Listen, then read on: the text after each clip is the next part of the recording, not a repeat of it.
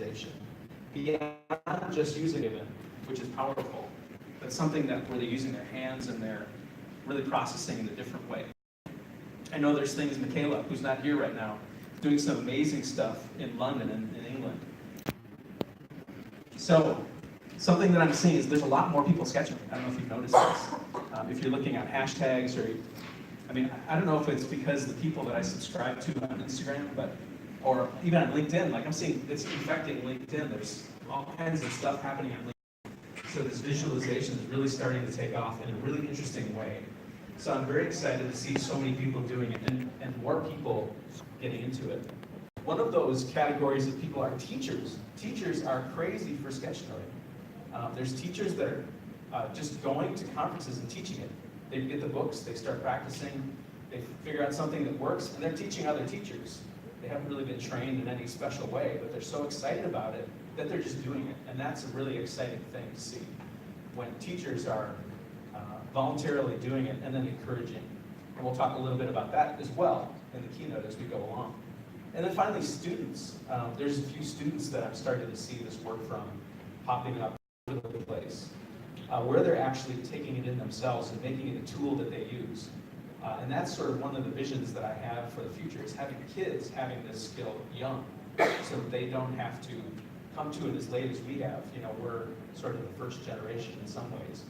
But by having children having it so early, they have it as a tool for their whole life. Can you imagine having that visualization tool since you were a little kid and not having it stopped when you get to junior high school or middle school? So the big question is, why are we doing this, right? Why are there all these 100 people from 18 countries in this room? Obviously, we like each other, so that's a good reason. But there's other reasons behind it too. What is the reason? Why does this thing happen? Why do we have motivation to bother to do this work? There's a woman who lives in India, done in life, like she got an opportunity with her company, with Adobe, to do sketchnoting for them. And it would have not happened unless she had sort of gone down this path. And, an hour and talk about everyone's changed life, right? It's one reason why we do this stuff. So one story I wanted to tell as part of this was it's a young teenager in California. I've had to talk to his mom. She was one of the Sketchnote guests. And her son, we'll call him A because she wants to keep him private. He's got all kinds of issues going on with him. He's got ADHD. He's got something called aphasia, which means he has a hard time processing text. He has a variety, I think she called it like issue soup or something like that, because there's so many different things interacting in his life. And she came into this situation where he wanted to try sketchnoting. And if you listen to the podcast, you'll hear a little bit of the story from the mother's perspective. But she's contacted me beyond having the talk. He wrote with me just last week that he did some initial testing for going to college. And he has now an opportunity to go to college because he could sketchnote short bursts of information like a TED Talk and turn that into some visuals that he could then use as a reference to bring back information. He couldn't do that with text. If he wrote text, he just can't put things together. It doesn't work for him. And now there's this opportunity for a kid who has all these issues that he has to fight through just to learn, that now has an opportunity to go to college, that his mother thought he would never go to college. I mean, talk about life-changing. I don't know how much more life-changing that gets. So that's an amazing story that just came out of the blue. I've heard of one other story about another child in the Midwest with a very similar situation where sketchnoting sort of bypassed all the limits that were sort of in front of her, and she just went on them and started using it differently. So it's kind of amazing. Her story, you may have seen this on Sketchnote too. This is Allison, and she is a middle schooler. If you haven't seen this, go on Sketchnote Army and just do a search for Allison and you'll find it. Her sketchnotes are amazing. I don't know if you've seen them, but she started in like 6th grade. And it's all because she had a teacher who was really passionate about sketchnoting. She had heard about sketchnoting at a conference and thought, oh, Allison would really love this. I should try and introduce this to her and see how it works. And so she did. And Allison really took to it and started to really push the boundaries of how it could be used for not only just capturing information, but she uses it to study information and to understand information. And then it makes her better when she goes to take tests. And now she's going to high school and taking this skill with her And what's really cool is a teacher wrote back to me a few weeks ago and said there's a whole new group of kids now that are going to do sketchnoting based on all the things that she learned by working with Allison, how it worked with her, what worked well and what didn't. And now she's starting to build that into her curriculum, teach all these other students in middle school. So I fully expect that there will be another story coming, very much like Allison. So I mean, this is the reason why I get excited when I see kids having these skills that may change their lives. We can't even predict how this change will happen or what it will make an impact on in the world, right? It might be the difference between something happening and not happening for all we know. So I believe, sketchnotes empower the visual thinking that each one of us had inside. We have it at different degrees. Some people feel that they can't draw very well, and that can be a limitation. We talk about the 5 basic shapes and ideas, not art. These kinds of messages are intended for people to start with a very low expectation, so that you start with a low expectation and you simply are capturing ideas. And as you get better and you feel more comfortable, then you can start to build on those ideas and start to turn it into art. But I think it's always really important to remember that the beauty of sketchnoting is really in the process of it. It's in the making of it, it's in the doing of it, it's in the analysis, the feeling like when you're in the flow, when these images are coming in your head and you're drawing them on the page. That's really where it's at. Even if the thing that you produce isn't beautiful, that it's really important that you follow this process and it helps you understand. That's really the ultimate part of it, is understanding what it is that we are hearing and thinking, so we can comprehend. So I think this is the thing that we're aiming for people, empowering them. So we are changing the world. Each one of us in this room are having an impact on the world. Often we don't see that impact now, but we may see it in 5 or 10 years. And I think it's important to believe that we're changing the world now, because we just don't know how it's going to impact. 10 years ago, if you told me I'd be keynoting a talk with 100 people in Portugal and Lisbon, and so many of my friends now, I wouldn't have believed you. It would have been unbelievable. So you just never know where life is going to lead you, and you just have to follow it. So I wanted to mark 3 practical things that we can do. So I've given you a little bit of a state of the union and sort of why we do this.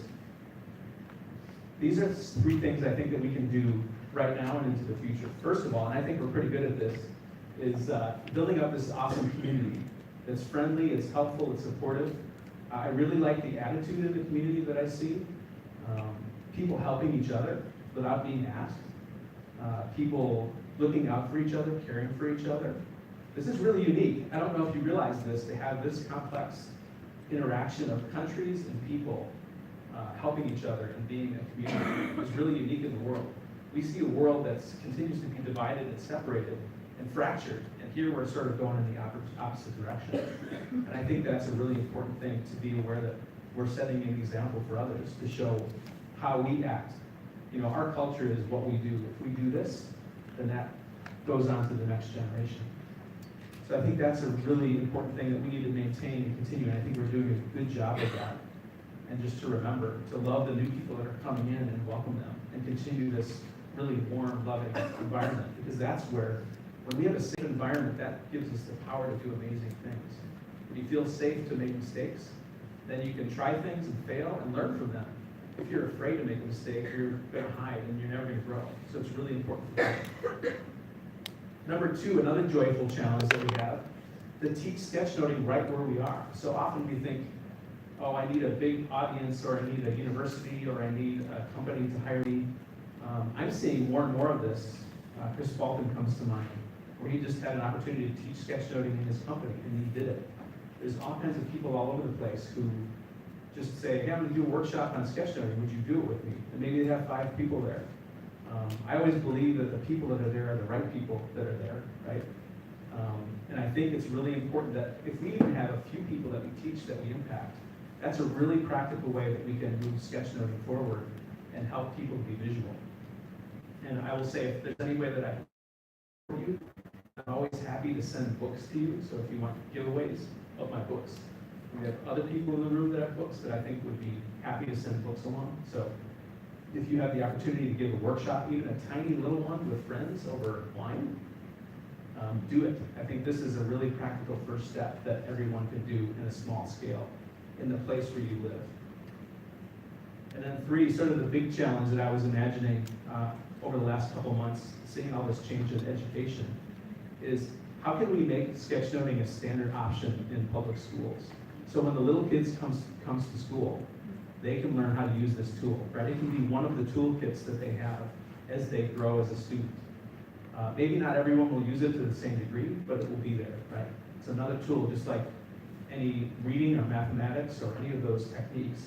And I think it's starting to move in this direction, and we can all help make that happen. But this is my big vision, is to have everyone have this skill in the future, that my children and our grandchildren will have this skill going forward, and this ability to use visuals, and not be so limited to only writing text. You know, we're a very text-oriented culture, even though we're very visual people. To expand and have the full capacity of our brain and our ability to understand being used in the work that we do, in our kids and our grandkids. So I will say that we're the torchbearers. So I heard a quote, it was in an Anthony Bourdain documentary. He was speaking to an artist who lives in Berlin. He had this really interesting quote that caught me so much that I had to stop and write it down. He talked about this idea that there are older torchbearers ahead of him that said there's a way you can do things that's different. And then he decided to hold up the torch. And now he's looking down the line at the younger ones coming, and they're starting to pick up torches. So I feel like in every way, each one of us has a torch that we hold, and that we're holding it up, and we're sharing that light with other people that are coming behind us. We're really the first generation in a lot of ways, and we have a future generation coming where we can guide them and show them how we do it, and give them a head start so that it can be something that continues, that we have this community for many years to come. Thank you very much.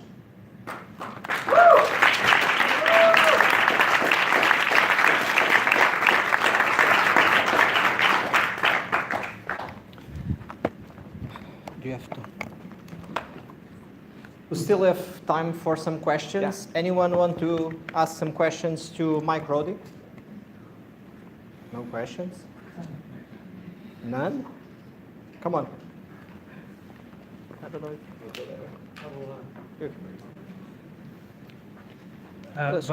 About the education part, yeah. do you have some concrete ideas